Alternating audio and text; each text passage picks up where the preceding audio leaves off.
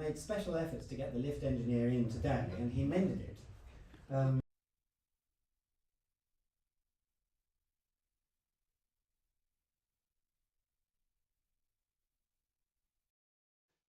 Anyway, it's easier getting down than up, so you've done the hard bit, hopefully. So sorry about that. And I normally have to announce at this point, please don't use the lift if the fire alarm goes off, but that's even more relevant than usual this time because it won't go anywhere. So you've got to go down the stairs, and if you need any help, please ask one of our staff or indeed anybody who looks fit and cooperative to help get you down the stairs. And in that event, we have to congregate on the park side of the street outside the front door, but I'm sure that won't happen. And the other thing is just please don't leave any valuables in our cloakrooms downstairs because they're not monitored. So if you've got a bag with a laptop in it or something like that, it's best to pop down now and pick it up, keep it up here. Great, so that's the housekeeping announcements done.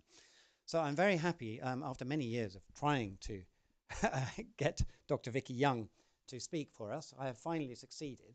And here she is. So she is the Kawashima Associate Professor of Japanese Literature and Culture at Cambridge University.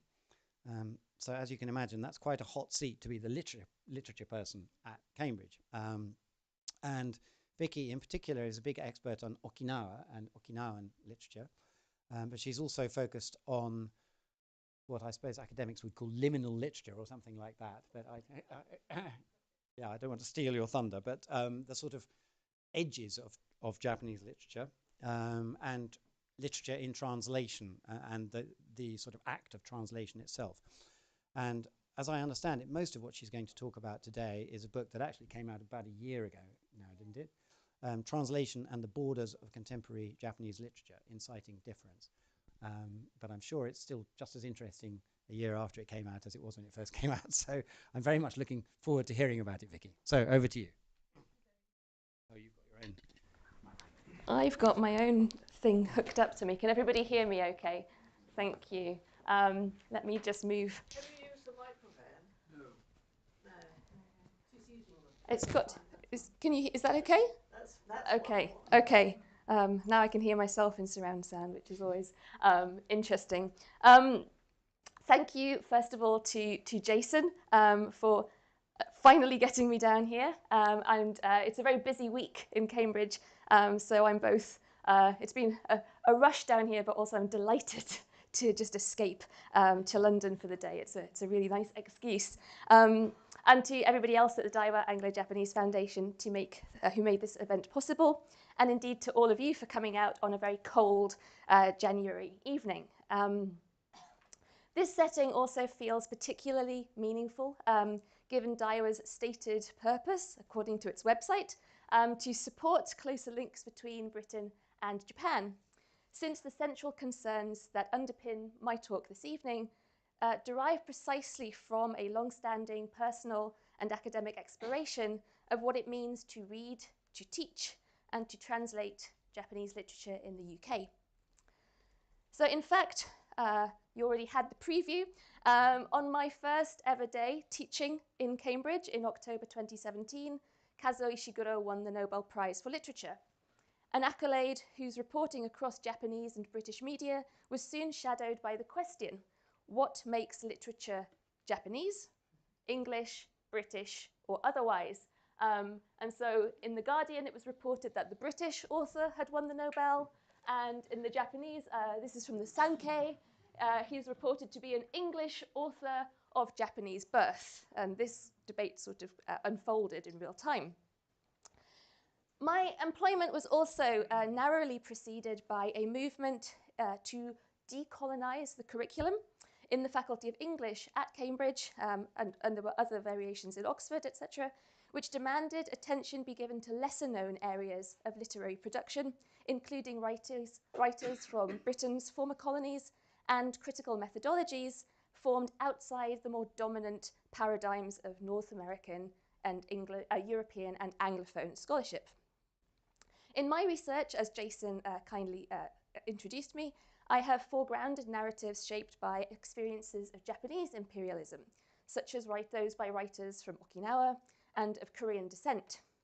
but how, I had to ask myself, might those texts and contexts connect to, and indeed differ from, literary legacies of European empire? This question then drove others as they intersected with a rising academic interest in translation, which spurred on fresh discussions of what is meant by national and world literatures, and the growing popularity among readers of English of literary works translated from Japanese.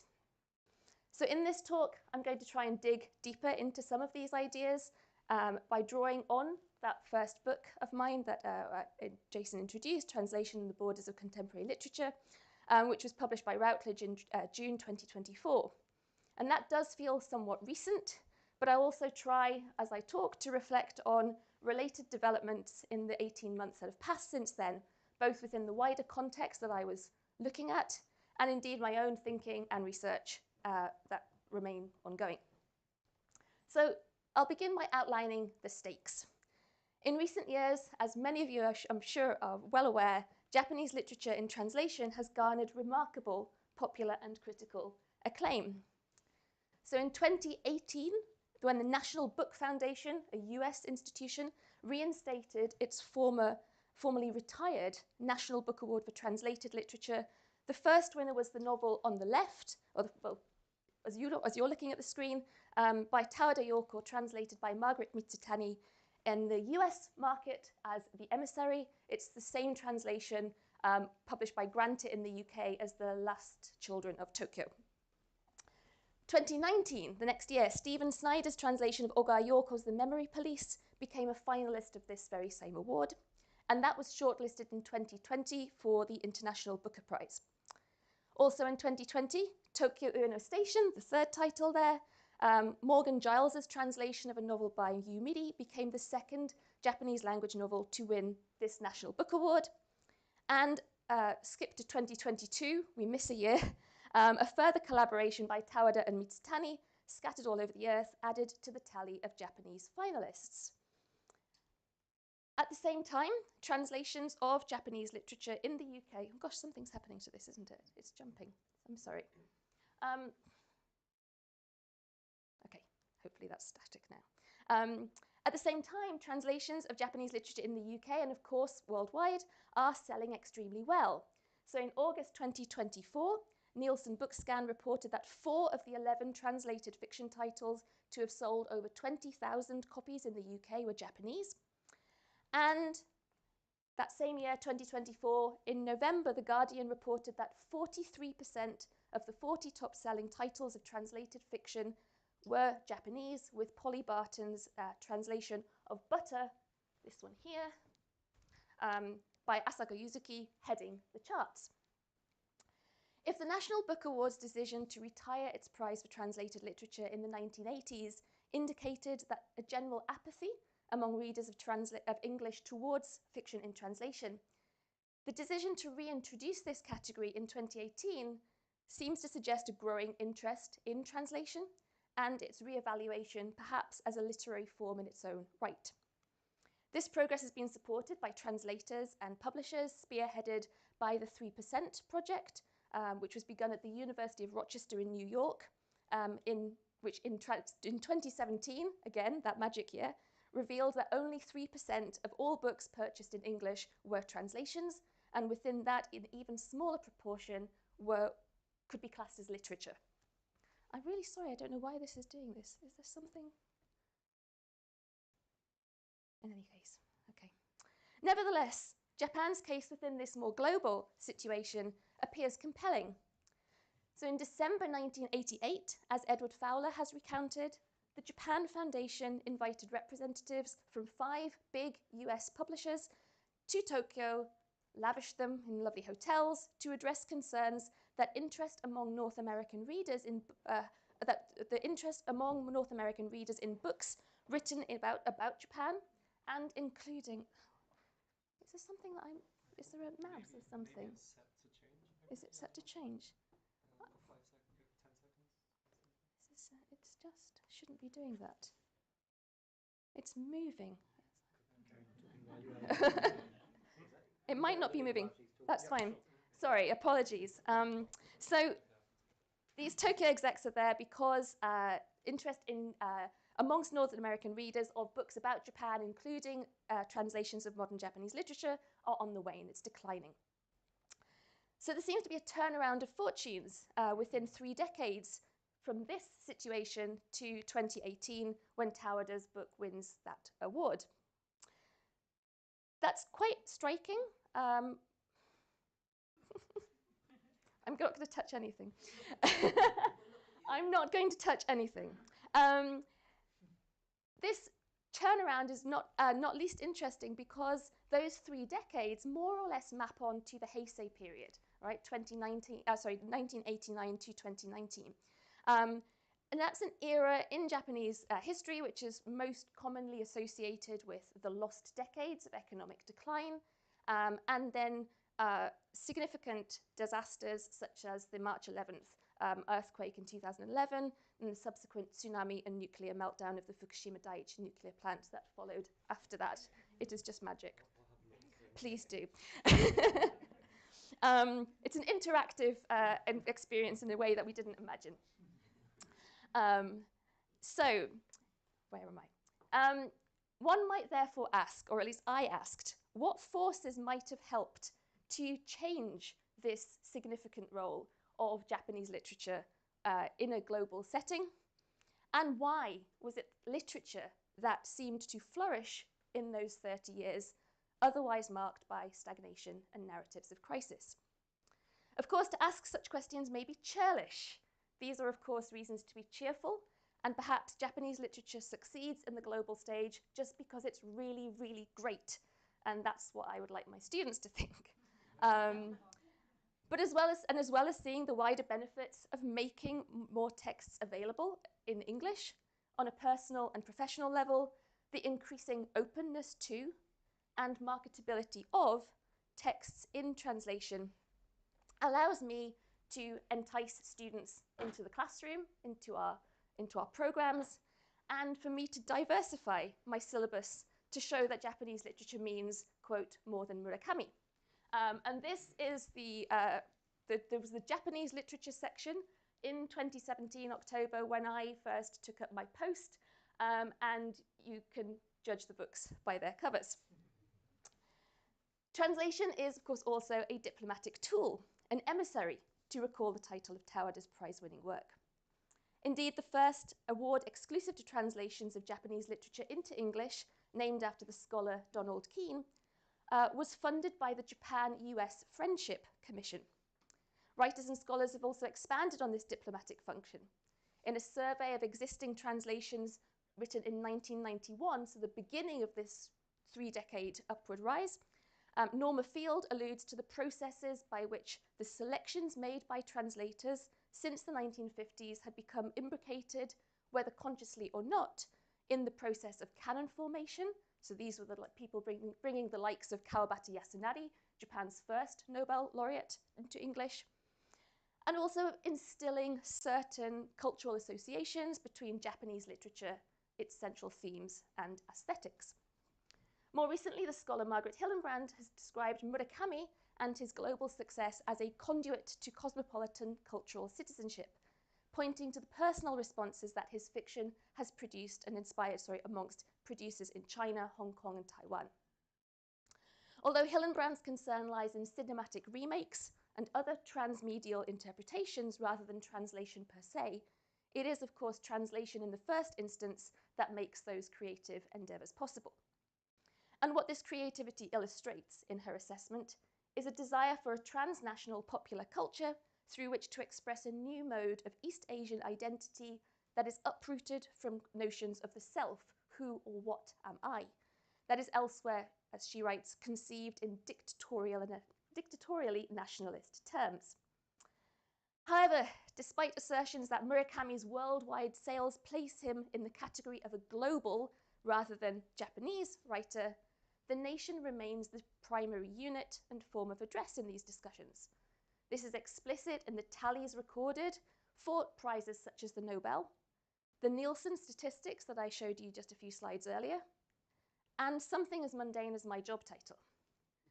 There is also a practical issue, so long as the notion of Japanese literature presumes that it has been written in Japanese, and that there is indeed a Japanese language in which these texts are written. The renewed prospect of world literature has offered an alternative version in this regard.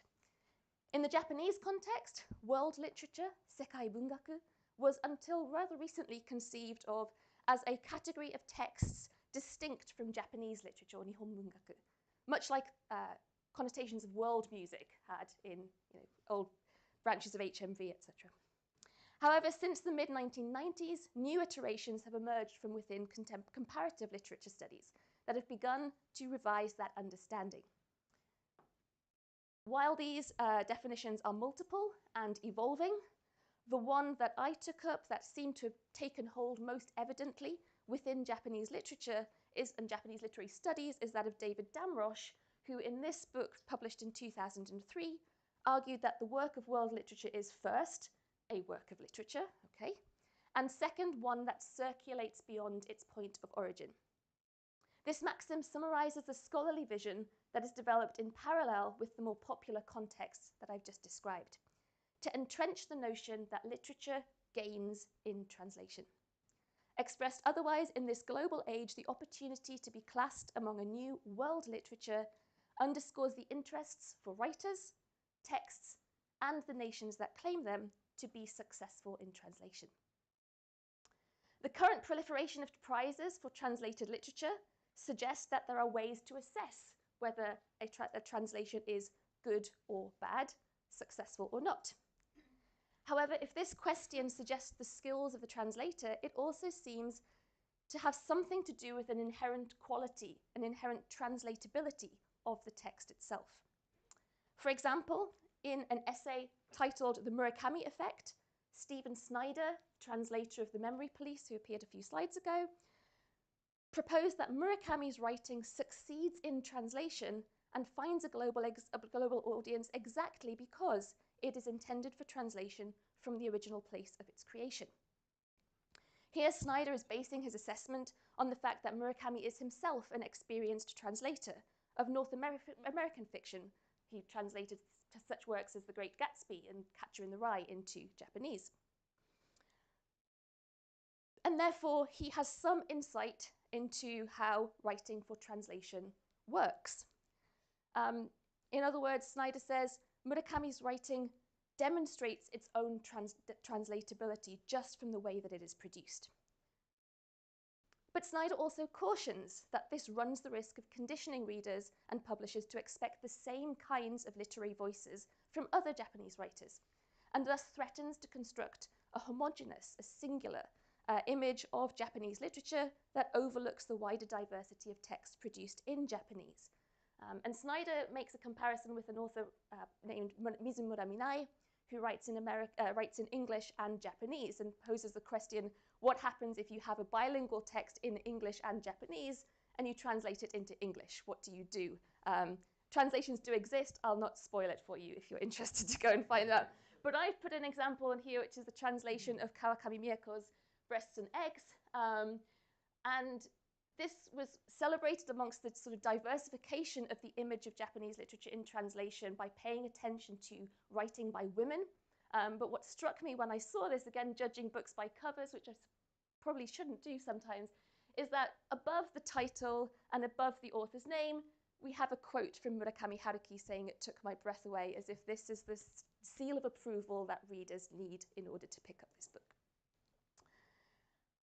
While Snyder nowhere contends that Murakami is easy per se to translate, and indeed I'd argue that no active translation is straightforward, his arguments overall suggest how increasingly global expectations of translation, of which text could or should be translated, and how, also results in a kind of selection by which only those texts deemed translatable, whatever that means, make it into the global marketplace. And in a similar vein, Emily Apter has argued that when the problem of a globalizing mass culture and public culture is approached from the perspective of translatability, new and important questions emerge of cultural commodification and ideology.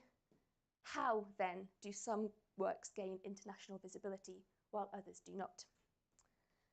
I am not going to attempt to define what makes a text translatable or not here this evening. My interest lies rather in understanding what becomes of the untranslated, not to say untranslatable, works of Japanese literature, and how they might teach us to rethink translation and indeed other ways of translating. So, little language class. Although the English term translation follows its Latin etymology to conjure a sense of lateral movement, we translate shapes in geometry, right? We translate bishops, which is one of my favorite phrases. It's the idea of linking to bridging, right? These metaphors of connecting left to right. However, the equivalent Japanese term honnyaku incorporates the ideogram, which on its own, hirugaeru, means to flutter, to turn over, or to suddenly change. And Tauda Yorker, who I mentioned earlier, has highlighted this by turning a glove inside out in stage performances.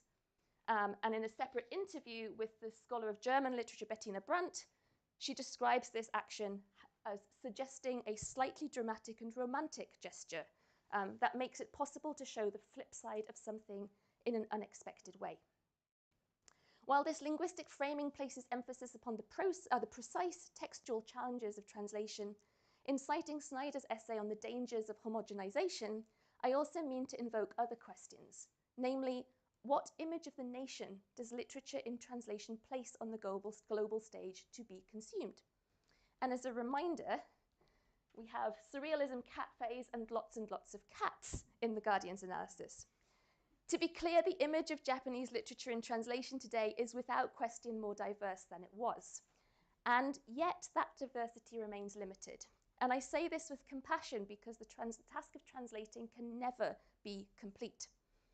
Still, it is the case that so long as this is the dominant image that presides, an evident challenge remains in how to account for the existence of narratives produced in Japanese by writers from the nation's periphery that interested me at the beginning, such as from Okinawa, or those who hail from its former colonies, including Korea and Taiwan, that speak of less furry, cuddly, or healing aspects of Japan's past in the 20th century and beyond.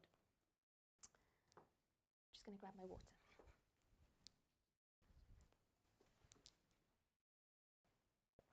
And hopefully not disrupt anything.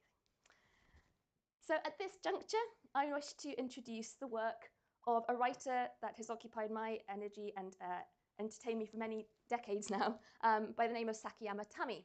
And Sakiyama was the real trigger for me to consider what it might mean to translate differently. Sakiyama was born on the island of Iriomote. So if you imagine, I'm sure you all have your geography down pat, but in case we don't, this is the kind of map with Okinawa down here. This is Okinawa main island, which is this. Sakiyama comes from down here. It's pretty much Taiwan. Well, you can see Taiwan on a clear day from Yonaguni, but I've never been, so I can't speak for personal experience. So Sakiyama was born down in Iriomote, and then she moved up to, with her family, relocated to Miyako, and then to Okinawa main island. She started writing late 70s, early 80s, and those stories from the 80s and 90s are always about little island communities detached from the world. But since the 2000s, her work has become increasingly dynamic and polemic, offering often scathing and visceral portrayals of Okinawa's complex reality, scarred by the legacies of war and bound to explicitly unfinished histories of colonization, war, and occupation. As I'm sure many in this room are aware, the islands of Okinawa constituted the Ryukyu Kingdom until the 1870s, when they were colonized by the Meiji Japanese state and subjected to oppressive linguistic assimilation, cultural assimilation, and discrimination on account of their perceived backwardness from the mainland. These rifts were deepened by the devastating land battles fought on Okinawan soil between US and Japanese troops from April the 1st to June 23rd, 1945, resulting in the deaths, and estimations always vary, but roughly 160,000 civilians, or 1/3 of the population. While the US returned autonomy to most of Japan, or the rest of Japan, in 1952, it retained control of Okinawa until May 15th, 1972. As Japan's southernmost prefecture, today almost 1/4 of Okinawa is covered by US military bases, a statistic that translates to 74% of all such facilities stationed across Japan on just 0.6 of the national land mass. It is in the suburban areas that are flanked by these military bases, roughly here, that Sakayama's more recent fictions take place. The most distinctive, even addictive dimension to me of Sakayama's prose is her radical linguistic experimentation that mixes standard Japanese with multiple vernaculars from all across this archipelago. Classical terms, she was a tutor of classical Japanese for most of her working life, and contemporary slang. So it's regional and it's historical. For those of you who read Japanese, I've included some of her titles for you to enjoy. See if you can understand and translate them in your minds. While this playful nature with language is extant throughout Sakayama's writing, the publication in 2002 of an essay titled Shima Kotoba de Kachashi marked a ramping up in the degree of this complexity. Shima Kotoba is an ostensibly scholarly work, divided into 3 sections that weaves textual criticism, and I'll break it down. So the word Shima Kotoba, island words, names the multiple, mutually unintelligible vernacular that can be found from Amami down to the top of that archipelago down to Sakishima, inclusive. And it's a colloquial phrasing, in other words, describing the region's multilinguality. Kachashi then names a popular dance regularly performed at weddings and parties across Okinawa, and it's characterized by participants making this whisking motion with the hands. I was told you have to pretend you're shutting a sliding window or something like this, but it's a whisking action with their hands in the air. And I was told, or believe, that the name Kachashi derives from the island word, meaning kakimazeru, to stir up. But in Sakayama's phonetic writing of this, it also suggests the root of the verb kachun, to write, or kaku in Japanese, so sort of writing and whisking at the same time. The primary target of Sakayama's intention to stir or whisk up with her island words is the Japanese language, and a sort of way of fighting back against that historical erasure of Okinawa's multilingual voices in the face of that linguistic assimilation. Sakayama's preference for the term shima, which is a Japanese word, so she's writing these in neutral terms, is a word that in Okinawan context, it means the island, but it also means the community. So you can have a physical landmass of a shima with multiple shima living on it. And it also then decenters the authority of that central Okinawan island, thinking about the whole of the archipelago rather than just Okinawa being one part of it. Because that was the house of the Ryukyu kingdom during that Ryukyu period. And it makes space then for all of the vernaculars found across the archipelago, including, though, the rest of Japan, because then in this framing, Japan also becomes an island, and of course it's an island nation. By writing Shima Kotoba, in an uncommon Japanese term that nonetheless reproduces standard pronunciation in a script that is associated with words of non-native origin. And I will just skip across to here so you can see how she's writing it in katakana. She's further defamiliarizing and decentering Japan as the standard national center and standard national language. And in these ways, Sakayama's lexical and orthographic choices act out the very disruption that they describe through a technique of inciting or stirring up, she said kakimaze no waza, that perfectly emulates that frenetic dance of the kachashi, so the text dances. Throughout the course of her essay, Sakayama is critical of other Okinawan writers whose efforts to write their stories in Japanese, often to her mind, pander to the expectations of a mainland Japanese reader, maybe dropping little Okinawan words in just to give a little bit of exoticism, or making the imagery easy to recognize. And one has to think of Okinawa right now as the sort of the subtropical island place, blue seas, blue skies, the Hawaii of Japan, the happy-go-lucky islander, all of those kinds of images. In contrast, throughout Sakayama's fictions, the islands are scorched by the aggressive heat of the sun. Characters need to hide indoors. The beautiful seas of Okinawa are black and bottomless, filled with corpses, and the towns are inhabited by ghosts. This subversive imagery emerges not through narrative alone, however, but seems intimately connected to this alternative strategy of writing and language that she articulates in this essay. And it's quite a wordy quote. I don't normally put much text on my quotes, my slides, because I don't want you to have to read. But in this case, she describes this strategy in terms of wanting to dismantle the position of Okinawan words, or Okinawa kotoba, that have been swept up against their will into standard-like Japanese. She never uses standard Japanese on its own as a term. It's not about asserting some regional identity or other by latching dialect onto Japanese like a tailfin. I simply wondered, reckless as it may be, whether or not I could erect the difference between languages while keeping that difference intact, and to conceive of difference as the distinctive language of my literature. It is this passage alongside the title of Sakayama's essay that inspired the subtitle of my book, and when I submitted that manuscript to Routledge, I really wanted that to be the title, but I was overruled by experienced publishers, so that's why it's there tagged on in a slightly strange place. So, inciting difference. In Japanese, the phrase that Sakayama uses in this section is ishitsu o tachiageru, literally to cause difference or heterogeneity to stand up. And so I tried to capture that in a loose translation as a practice that interweaves the acts of citing, writing, agitating, inciting, and even the critical insights that inform her writerly practice, and indeed my experience of reading them. What is crucial here is that if translation typically presumes or aims for the smooth translation of one text or one story into another, Sakayama's writing suggests the need for a more disruptive strategy that retains and potentially creates more gaps and friction than it resolves.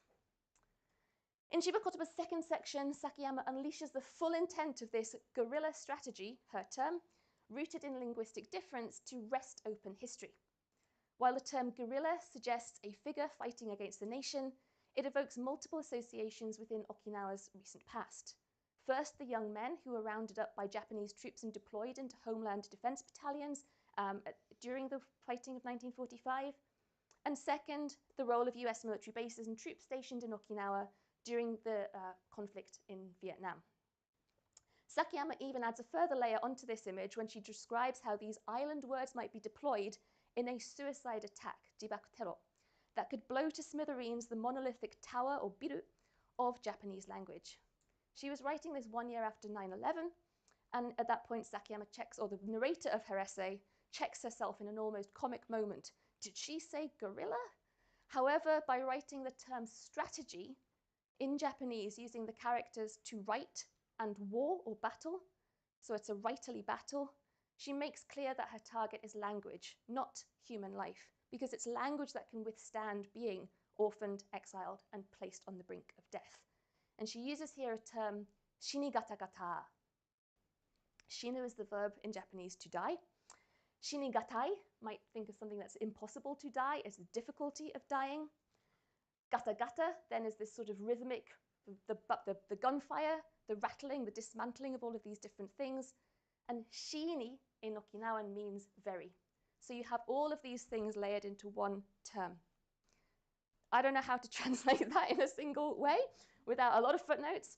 But you get the sense then that these destructive metaphors, it's imagining in this essay a future in which Japanese might rise. Again, she then says they're going to join hands, Japanese and Shima Kotoba, pulverized and scattered, no hard feelings, before being swept away into the rhythms and explosive blasts to dance the kachashi. In this sense, Sakayama's linguistic dance refuses to be calmed or smoothed, summarized, or, as I've just illustrated, neatly communicated. That is, translated. Rather, it symbolizes, in her words, a barbaric dismantling of the world order, an insolent strategy, and a reckless rule-wrecking. The third and final stage of her essay then brings this life and death battle to its violent conclusion within a short fiction. In a desolate landscape to the south, which one of my students described as looking like Mortal Kombat or Street Fighter, that kind of zooming in to kind of to see these people fighting, we have Ri-chan, so Japan, but written overglossed with the pronunciation or a reading that would put it into Chinese. Shima-chan, Little Island, as the victor and aggressor of a suicide attack in a literal war of words that has pushed each to the brink of death again, shinigata-gata. I am not going to read this. This is a very rough attempt of sort of trying to explain how this, summarize the very final section of this short story. As you can see, though, the narrator can only cry out in pain as the markers of this island words bleeds into her own language. And aga is an Okinawan word or kind of expression meaning ouch or itai, right? So that's the kind of the cry of pain.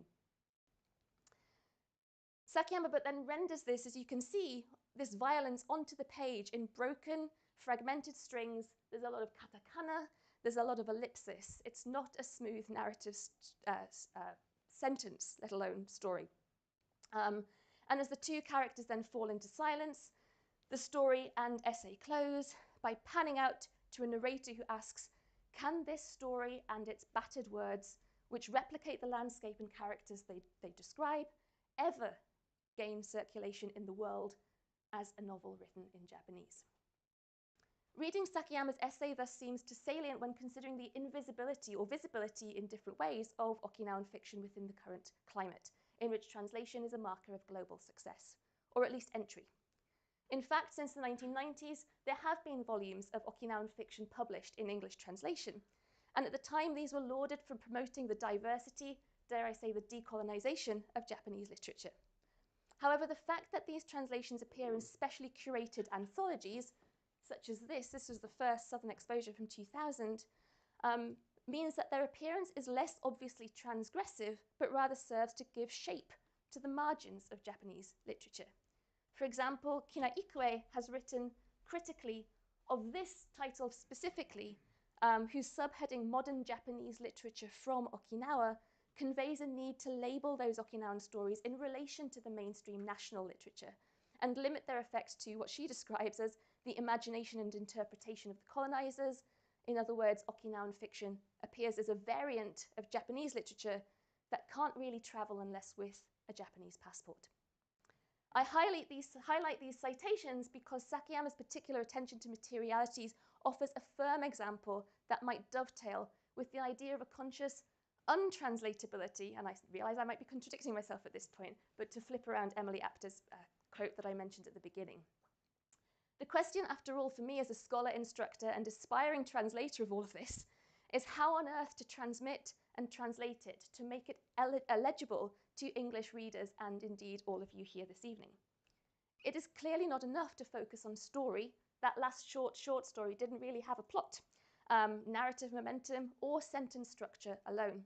When we translate from Japanese to English, in Sakiyama's case, the specific materiality, the look of the text, is the first thing that we alter. And yet, does that mean that this kind of text is untranslatable, or can we find another way?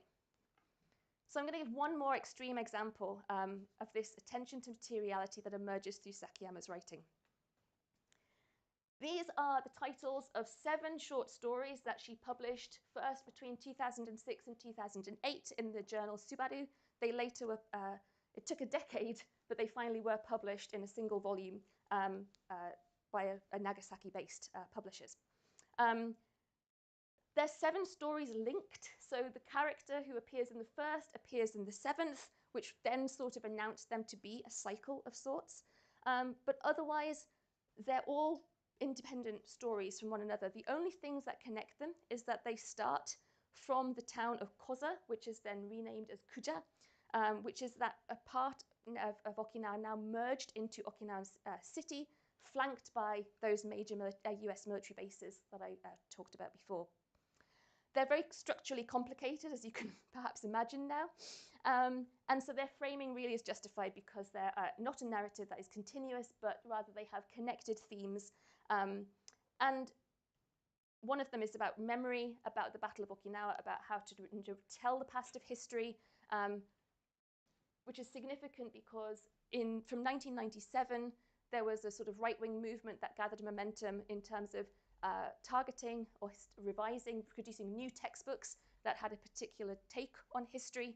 And those groups arrived in Okinawa around 2006 to find the truth of the Battle of Okinawa. And this is exactly the time when Sakiyama starts writing this. And she has an explicit line: if you want to learn the truth of history, don't go reading those textbooks, they're a waste of your time. In this context, Sakayama's recourse to complex narrative structures and textual strategies seems counterintuitive. If Okinawan voices and the stories that they carry are at risk of being silenced or revised, why would you make them difficult to access, right? And yet this strategy seems more relevant precisely because of the defiant stance that it takes. On one hand, this multilingual ferocity seems intrinsic to the sights and sounds of Koza, and other aspects of its history, including a night of riotous clashes between Okinawan civilians and US military police on December 1st, 1970, at the height of the war in Vietnam. And this is a photograph that I took, I can't remember when, walking around Koza, and you can see, I mean, I just love this shop front. You've got, it's family restaurant Mickey, it's dollars, yen, okay, we've got Mickey in katakana, we've even got Mickey katakana scribbling out half of the Mickey. There's a lot going on, but this is the sort of, this is the cacophony of Koza that appears in her texts. So there's an attempt to sort of bring this to life. But in a second, more ethical light, this defiance pushes against efforts to dislocate those stories away from their context, taking them out of context, the context that breathes this life and meaning and vigor into them, potentially appropriating them or misappropriating them elsewhere, or closing the gaps so that the other possible interpretations, the other possible stories or interpretations or ways of translating these can never appear. The erasure and substitution of elements in translation, in other words, constitutes more than an act of transportation, and its ramifications can be profound. This problem crystallizes in the first character of the title of Sakayama's fifth Kuja story. Here they are again. Maybe some of you spotted it, which looks at first glance as a katakana hi. In standard Japanese, we could be permitted to add 2 dots like this, and hi would become b. Or we could add a circle, and then hi would be aspirated and become p. Sakayama's got a triangle there, and that's not how you use triangles in Japanese language. What is that doing there? In fact, this triangle marks Sakayama's attempt to render the sound psi, which cannot be written in Japanese, but which occurs in vernacular from Miyako Island, where she spent some of her childhood. This knowledge suggests the meaning of the word as cold, which would make a smooth translation possible.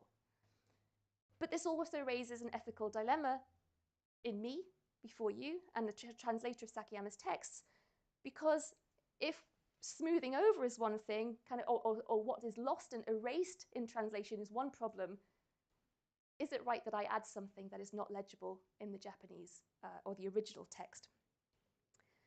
So to provide a possible meaning of this term is to erase the substance by which Sakayama's title is otherwise illegible to almost any other reader who would pick it up unless they have direct access to the author, and I was very honoured to be able to speak to her about this, which is why I know. Not only this, it loses sight of the opportunity to translate this character in a more creative way that privileges the materiality above its meaning. So my very clumsy attempt, and Routledge didn't like me for this at all, is to make what could be a P itself triangular. The triangle is important, not the sound or the meaning, is what I took from this. So rather than see this text as being untranslatable, I read it as an invitation to contemplate the practice and ambition of translation anew. So we're heading towards the end. Where does this leave us? I opened this talk with the possibility that translation shapes Japanese literature, that is in the sense of what books prospective students get to see when they go to the Japanese literature section in the bookshop, how that body of fiction is seen, and how it is accessed within the world. In that sense, I was considering more hypothetical implications based on a context outside of Japan and my perspective therein, and that continues to evolve. But in fact, the opportunities of global recognition through translation are now having tangible impacts upon writers and publishers working within the domestic Japanese literary context as well. One might, for example, point to the softback version of Imamura Natsuko's Murasaki no Skata no Onna, translated by Lucy North as The Woman in the Purple Skirt. It was first published in 2019. It won the Akutagawa Prize that year. And okay, a book is published and then it is translated within 2 or 3 years. This this sort of sequence of events seems unremarkable.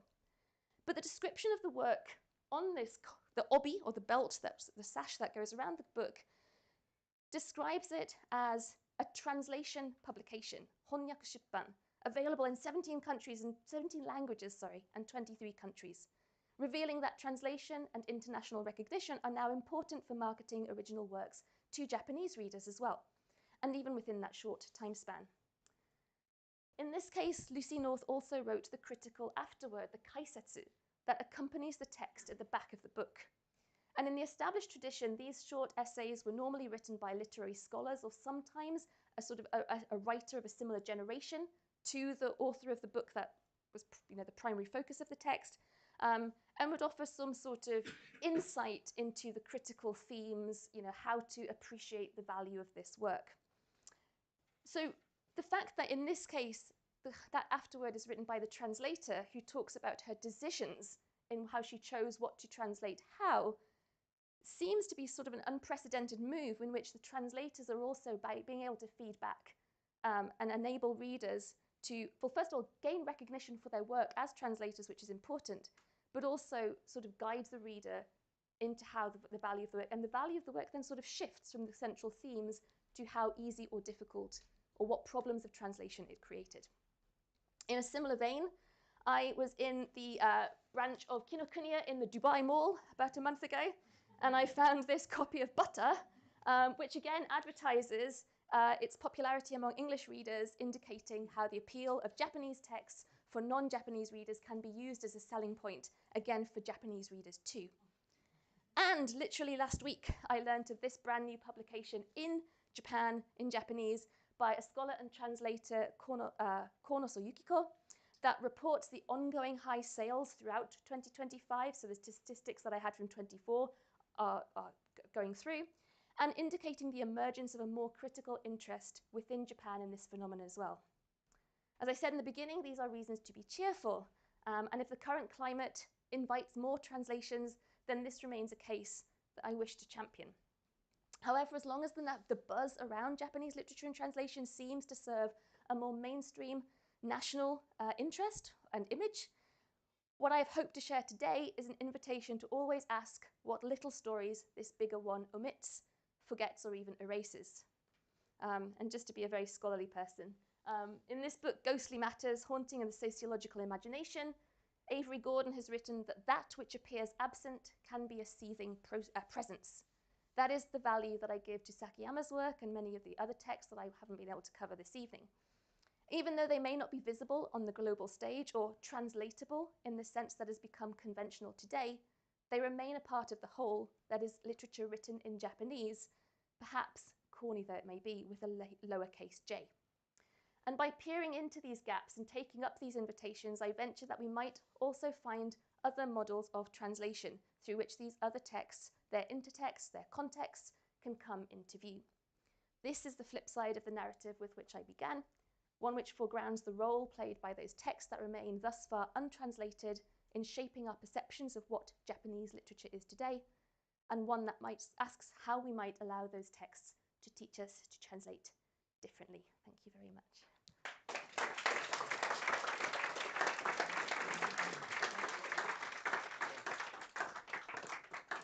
Do you want me over there?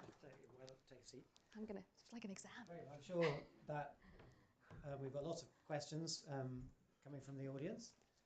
I get to kick them off usually. I'm wondering, so obviously Sakayama, as you were saying, looks very difficult to translate. Yeah. Is she widely read in Japan? She's gained a slightly, I've just spilled water all over the table. I'm doing so well this evening. She's gained a bit of a bigger following through Okinawan and probably through scholarly things, but no, I mean, no.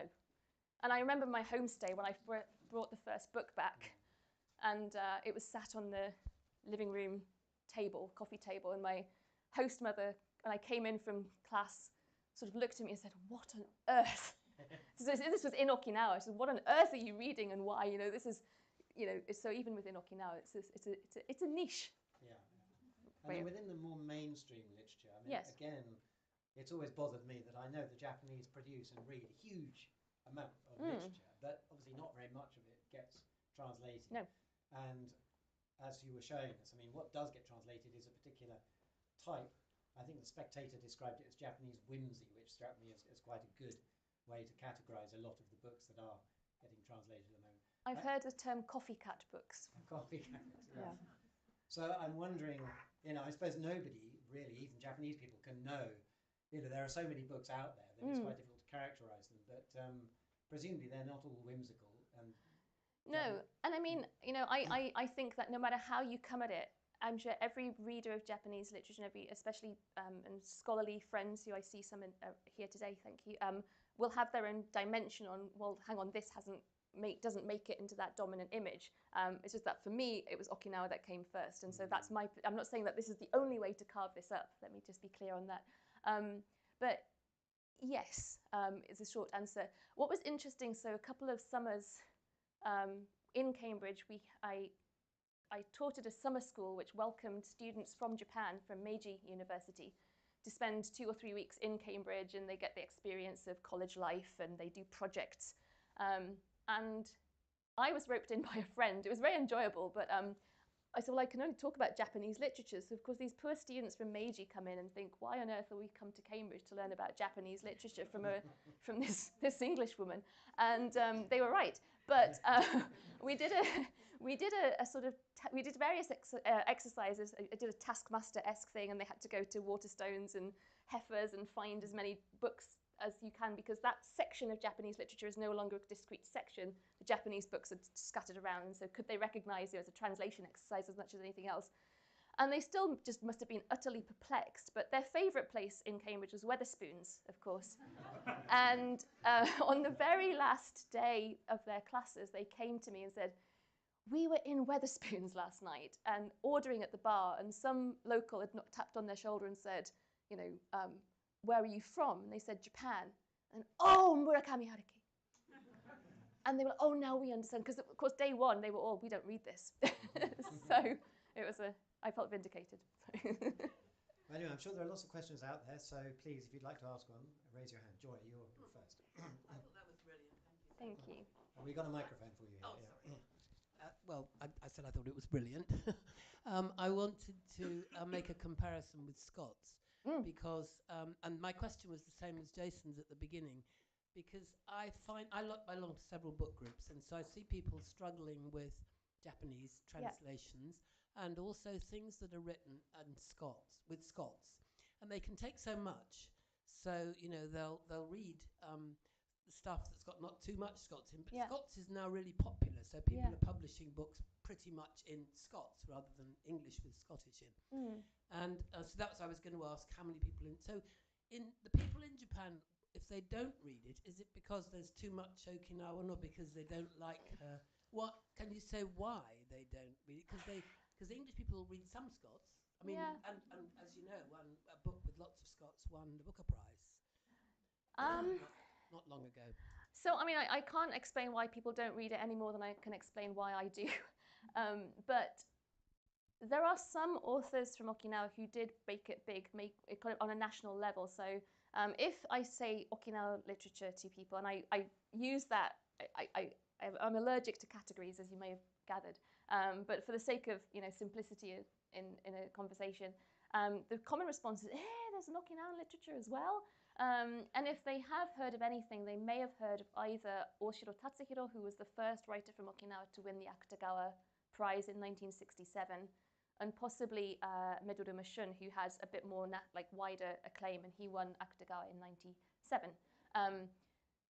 What Oshiro does, and this is what Sakiyama is very critical of in that essay, is he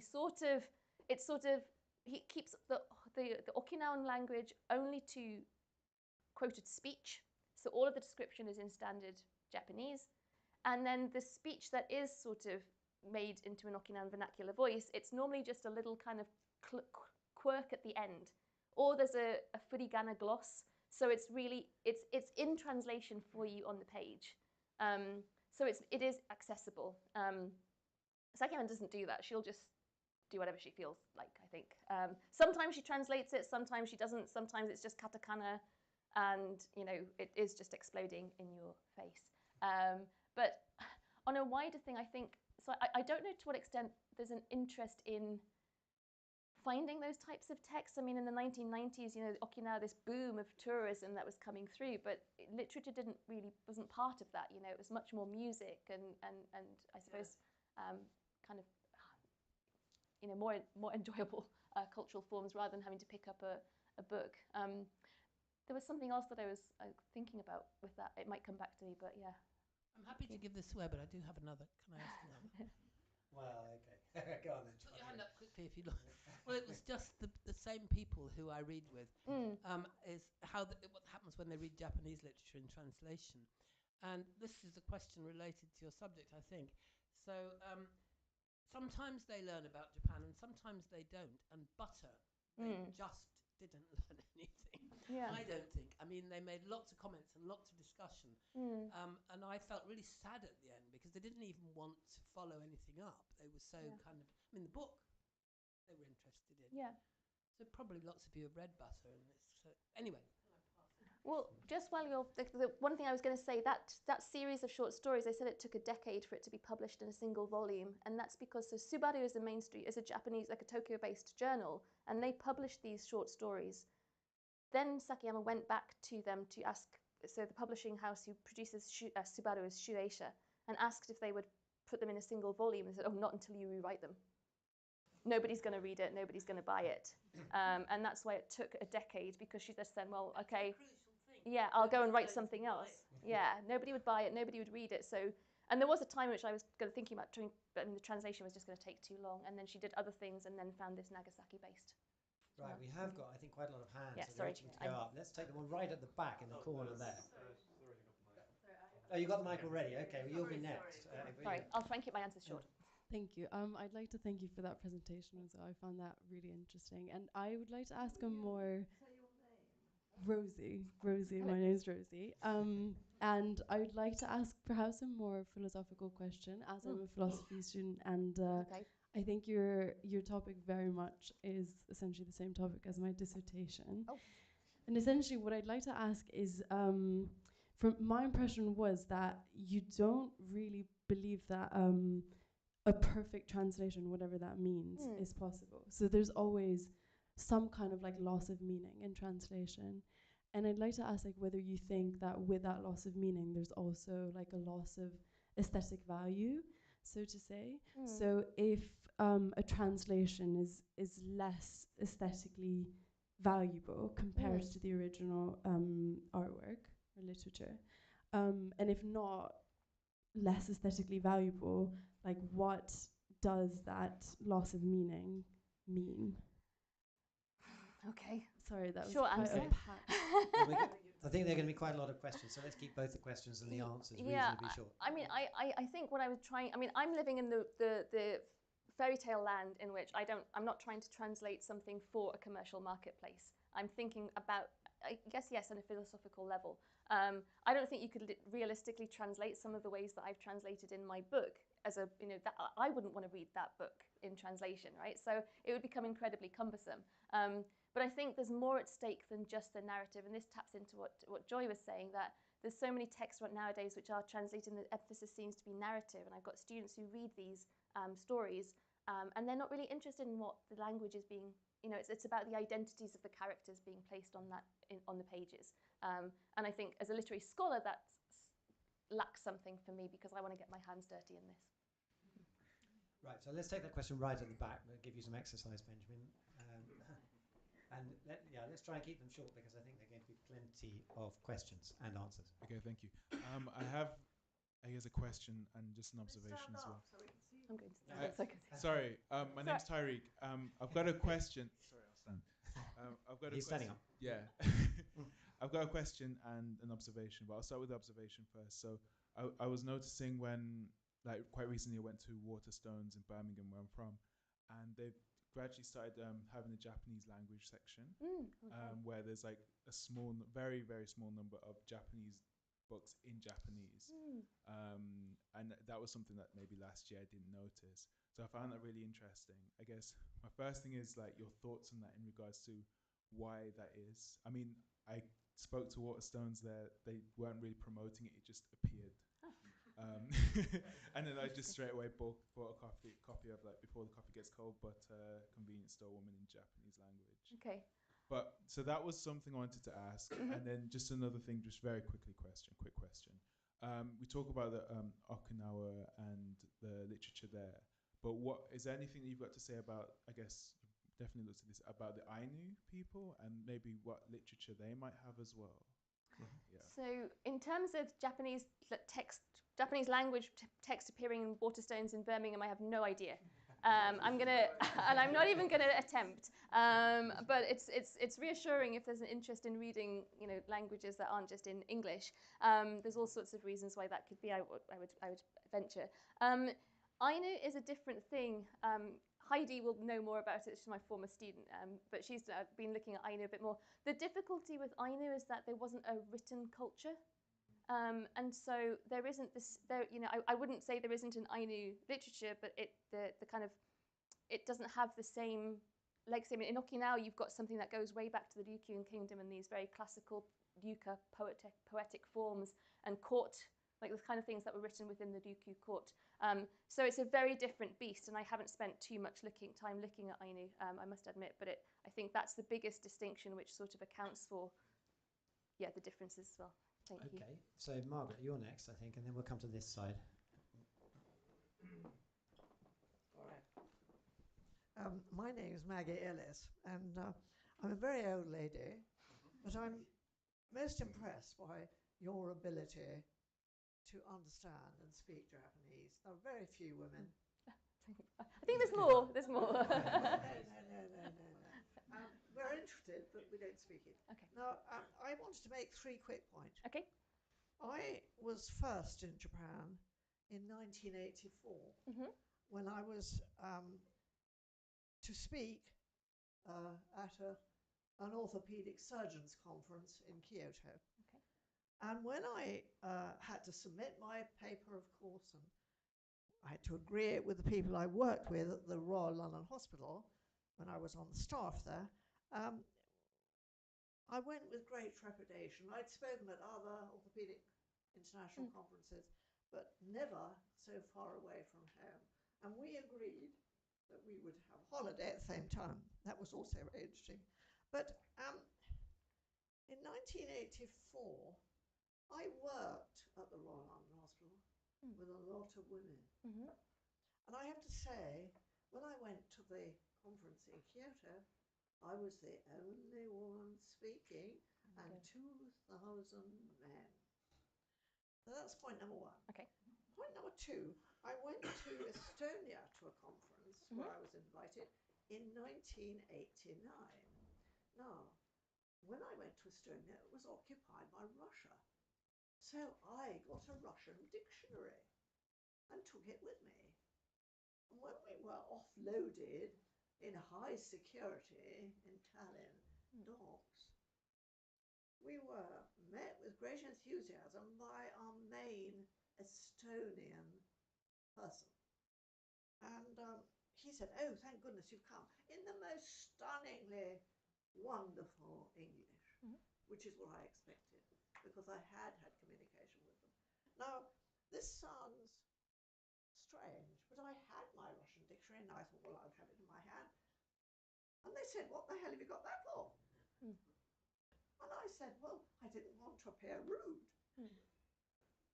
He said, "I don't bloody use Russian." And I said, "Well, I'm delighted to hear it, but tell me why." And he said, "Because English is the language of science." So there you are, you see. So that's another problem. Now, my last point is I have since been highly honoured and very fortunate to have travelled about all kinds of areas in Japan and invited to speak to a vast range of people, not all medics. And when I am speaking, I always beforehand prepare, I hope, and I always have my first slide in Japanese. Now, I don't speak Japanese, I made that very clear, but I ask a local to help me to write it. And one day I was place where a very senior person was organising it, who I had met. Mm. And after the lecture, he said, "You asked a bloody woman to do that slide, didn't you?" And I said, "What do you mean?"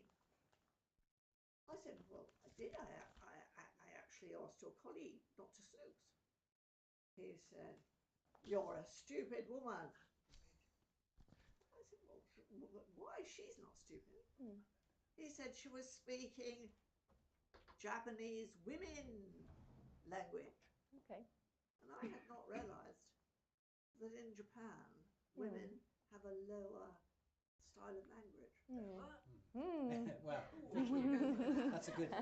So gender issues in Japanese language, that's a whole can of worms we've opened there. It is, yeah. It is a different way of speaking, perhaps. I wouldn't say. Yeah. Sorry to No. By chance, all of the writers that I looked at, apart from Murakami in the book, are by women, but are women. But that's a separate thing. Do they write women's Japanese, so to speak, or not particularly? No. No. Maybe it's more a spoken thing, is it? I think so. Yeah. Yeah. Yeah. I mean, when I spent a lot of time in Okinawa and then went back to Tokyo, my Tokyo friends told me I spoke like a man.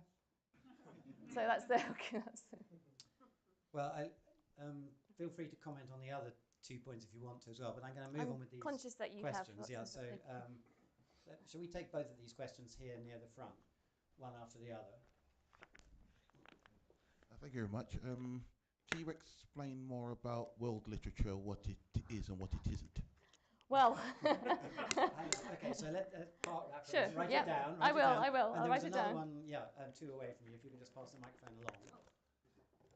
I'll go first. Oh, I see. There's two of you there. All right. Hi. So my question was, what do you think are the main pushers for works in Japanese to be translated into English? Is it the Japanese authors asking for, can my works be translated, or the English sort of literature world, like we want to read this in English? Great question. Thank you so much.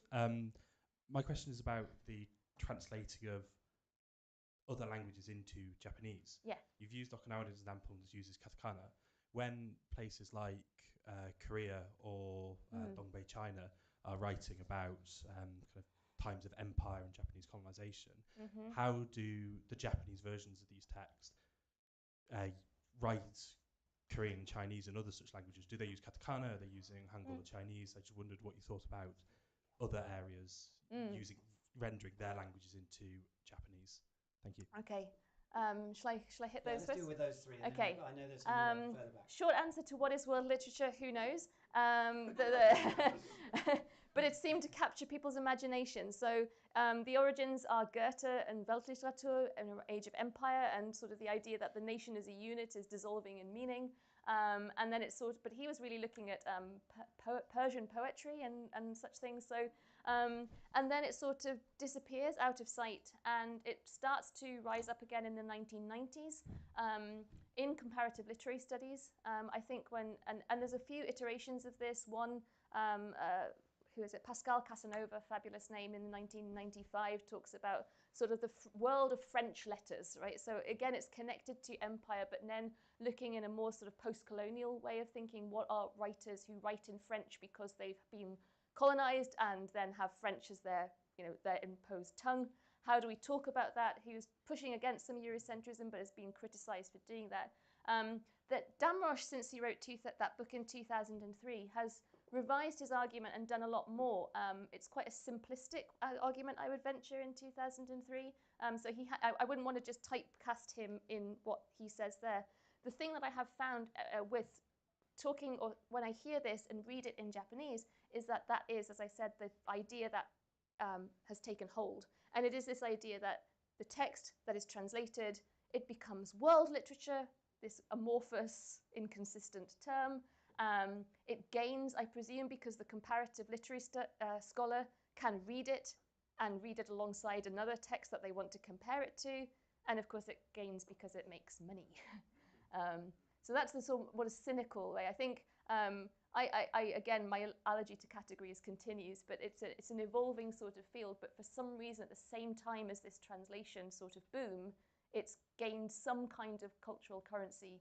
How empty or otherwise that is to be debated.